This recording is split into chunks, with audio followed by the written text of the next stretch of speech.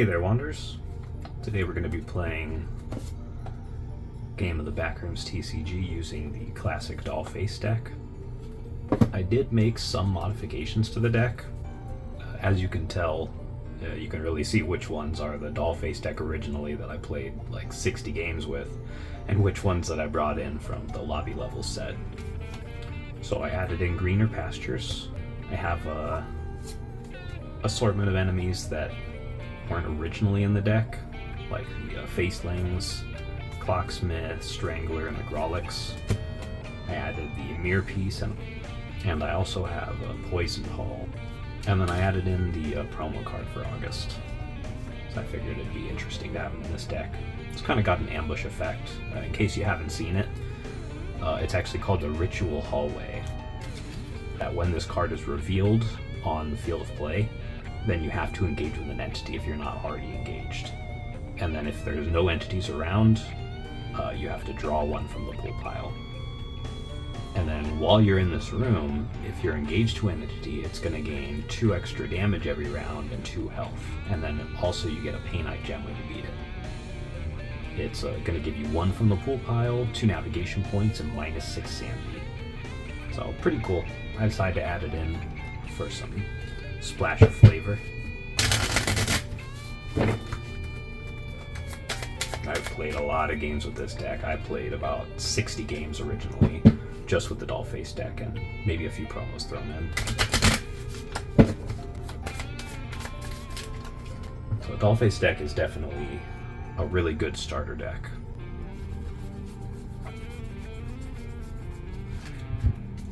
And then adding a little bit of extra entities in there, just, you know, some more items and stuff, just to bring some variety to it. Oh, it's interesting. Golden Stairs show up right at the beginning. Got my 4 deck in hand, starting at the room closest to the 6 o'clock, which not many options right now. We'll go ahead and take the Liquid Paint though. It's always a good starting item. Engage with the Death Moth and grab an item. Ooh, we got Almond Water. Perfect for Dollface. Shuffle those back in. Okay, I guess we'll move now. Well, we could engage with the Faceling. We'll go ahead and do that. So that's going to be 1 deck in hand. Damage. -4 sanity down to 16. And I'll use the Liquid Paint on him. So we'll flip. And we got the gem. So that was nice. Right away we got the gem. First thing, take the corner. One thing that I can say if you're just starting the game is when you have open spaces, you want to try to move and put cards into those spaces as quickly as you can. So that's 1 for the corner. From the pool pile, we're going to get +1 sanity up to 17, and then 1 navigation point. So it's all about mobility while you're in the back rooms. We'll go ahead and take this corner. So that's 1 from the pool pile, +1 sanity to 18, 1 navigation point. Alright, and don't be afraid to cover up the stairs or entities, as long as they're either friendly or they're dual entities like this one. So Grawlix is a dual entity. It can be either friendly or unfriendly, and really that's only determined when you actually encounter it. For the time being, it's kind of just treated as a friendly entity. Okay, so we'll take this corner. It's going to be +1 to 19 and 1 navigation point. Alright, we'll take the corner here. Going to be up to max sanity, +1, and we'll cover up Grawlix. Alright, so we've got all this open space over here. Let's take this corner.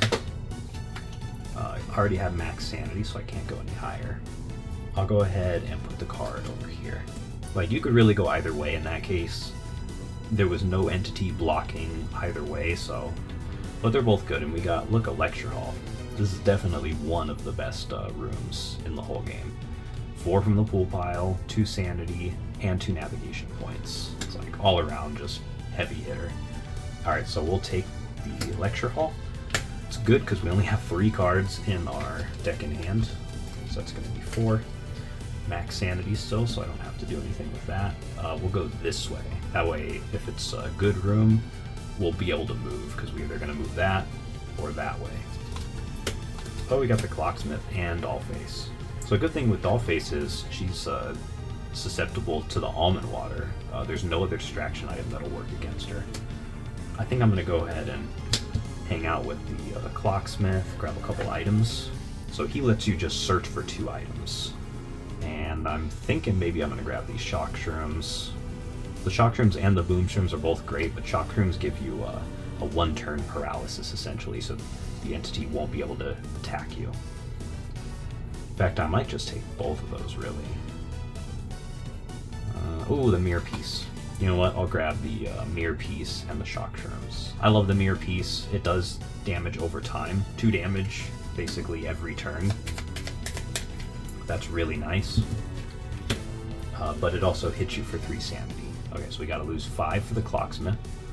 So 2 items for 5 sanity. Totally doable. I think we're gonna go ahead and use the Almond Water on Dollface. So that leaves us with 2 items in the inventory. And then we'll take the corner here and we'll cover up her space. So that's gonna be 1 sanity to 16. Cover up the space for Dollface. So that's a landmine, that Death Moth. So if I ended up encountering the Death Moth, unfortunately this item, because it's upside down, it indicates it's been used. So in that case, it would get thrown to the discard pile. So if I want to avoid having to deal with Dollface, I'm just gonna not encounter that Death Moth. I do have this really nice lecture hall here. I'm just gonna use it a few more times to really build up my deck in hand. Because I mean, this is your life, so you really got to take care of it. You got to make sure it's not too low when you're engaging with entities. Okay, so we have 2 cards, 2 navigation points, perfect for these 2 spaces. And look at that, we got a hallway. All right, I think we'll go for the hallway. It's going to be 3 from the pool pile, back up to max because it's +3, and then 2 navigation points. We'll go this way. All right, I think we're going to go take this dead end. So that's 1 from the pool pile down to 17. And the goal is basically going to get back to the bottom card. I believe that the golden stairs are down here. Okay, so we need 1 navigation point for the dead end.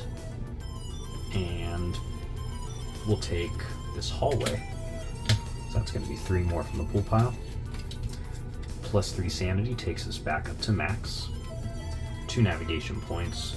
So with navigation points, I can go this way if I want, or I could go this way. But entities, unfriendly entities, can't be placed on top of, so that's just something you got to be aware of. So it's actually good sometimes having multiple entities that you can't place cards onto, because you save those cards in your deck in hand. So you technically aren't, you're not revealing as much, but you're also not losing as much. You're not straining yourself as much. Okay, we'll take this corner. It's going to give us 1 from the pool pile. Max sanity already. We'll go this way, and hey, why not? Let's grab those Boom Shrooms, add them to the inventory. And now the goal is just to make sure we can move this card across the field. So we'll go ahead and move to the corner here. 1 from the pool pile, max sanity still. I'll put 1 card down. Ooh, okay, so the ritual hallway came out, and this says that I have to engage with an entity right away. So I'll go ahead and engage with the Faceling. So that's going to be 1 deck and hand damage to the bottom of the pool pile, -4 down to 16. And that's not terrible. I'm really out, honestly. So that's fine, you know. And it's okay to leave an entity engaged. Like, they can't go up the stairs, they don't have the gem, so you can get out. Alright, that was the whole play, so that was good. The Dollface deck is a really good deck to start with, and of course if you get a few booster packs, you can start changing the cards out, modifying the deck, and adjusting the difficulty. And also you can try some of the challenges. We have a lot of challenges available.